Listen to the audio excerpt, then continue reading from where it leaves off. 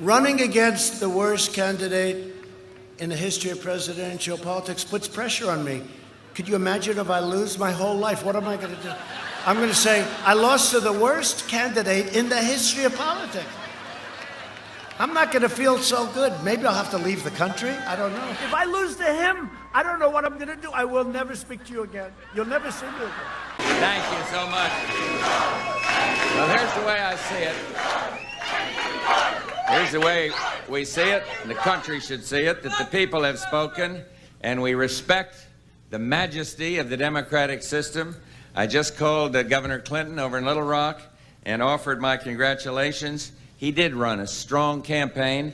I wish him well in the White House, and I want the country to know that our entire administration will work closely with his team to ensure the smooth transition of power. There is important work to be done, and America must always come first. So we will get behind this new president and wish him well.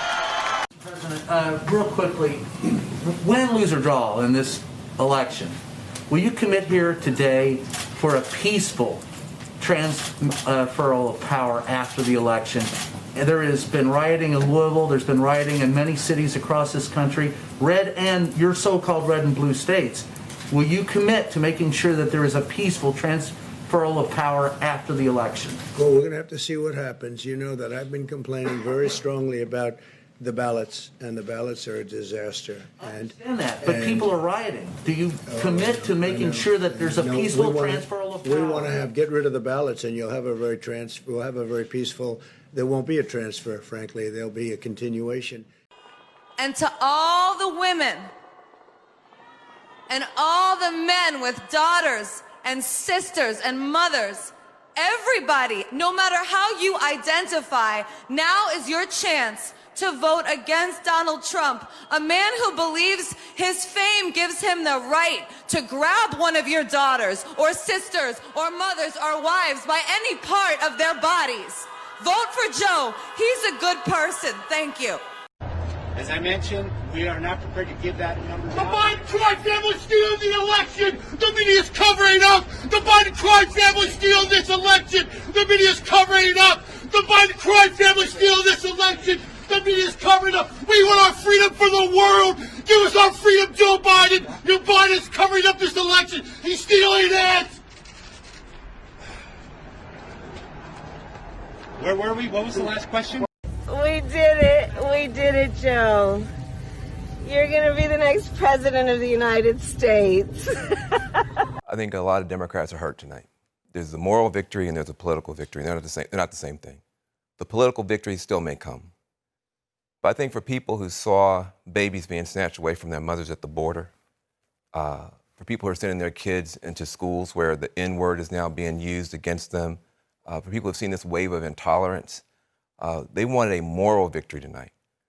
We wanted to see a repudiation of this direction for the country.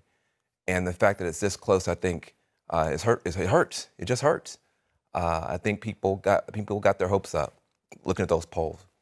The political victory, I think, is still possible because you still have Pennsylvania, Michigan, Wisconsin, Nevada, Arizona, Nebraska, too. The political victory may yet come. Mm-hmm. But I just got to be honest tonight that I think people who, there were people who were hoping for a big repudiation, and that has not yet come. And a lot of people are hurt and scared tonight in the Democratic Party.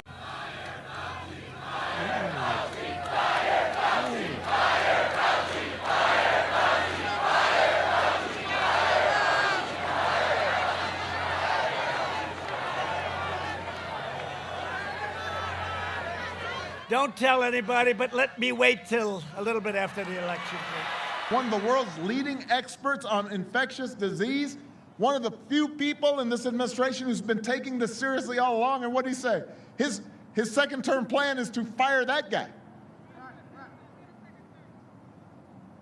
I mean, they've already said they're not going to contain the pandemic. Now they want to fire the one person who could actually help them contain the pandemic.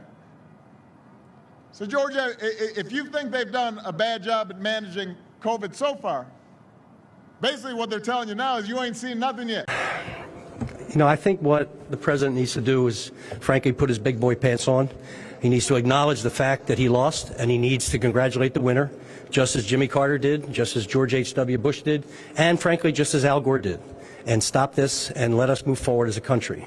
And that's my feeling. I doubt he'll listen to me, but that's it. 4 years ago, I came out as transgender while serving as student body president in college. At the time, I was scared. I worried that my dreams and my identity were mutually exclusive. Since then, though, I've seen that change is possible. I witnessed history interning at the White House and helping my home state of Delaware pass protections for transgender people.